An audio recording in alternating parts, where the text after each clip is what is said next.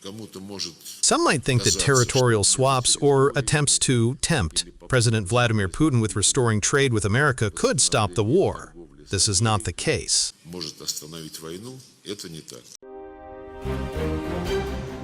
Lavrov's latest warning is blunt and uncompromising. Don't even think about it. At a roundtable with foreign ambassadors in September 2025, Russia's foreign minister sent a clear message: attempts to tempt Moscow won't work. But why is this so critical for Ukraine and the West? Let's unpack it. Once again, this is not about territories. The West likes to talk. Here are territorial concessions Russia wants. That will not happen. These aren't lands. These are the fates of people whom the Kiev regime and its Western masters don't consider human.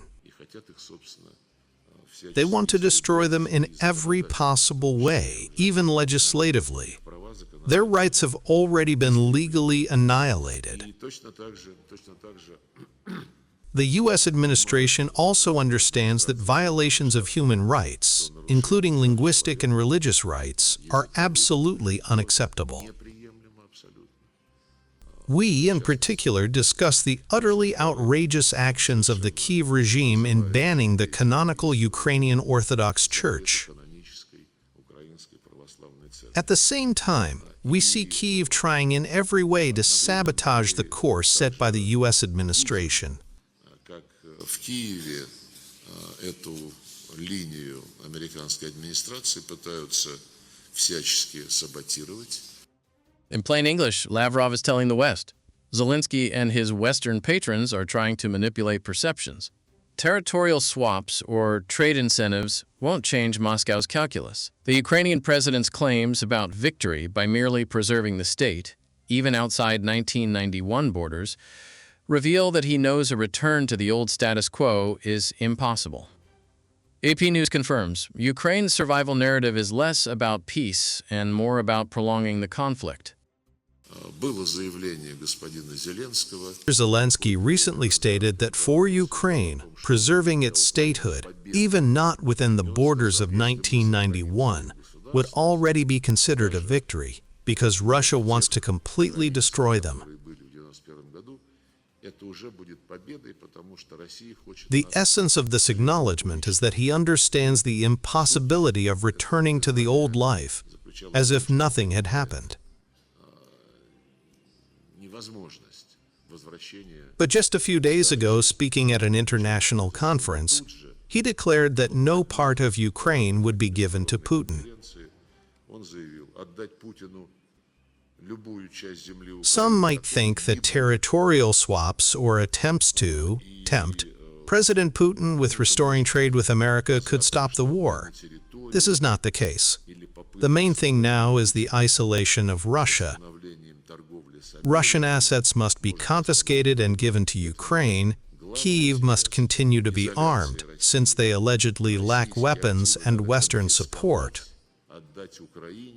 И надо продолжать нас вооружать. У нас недостаток оружия, недостаток западной поддержки.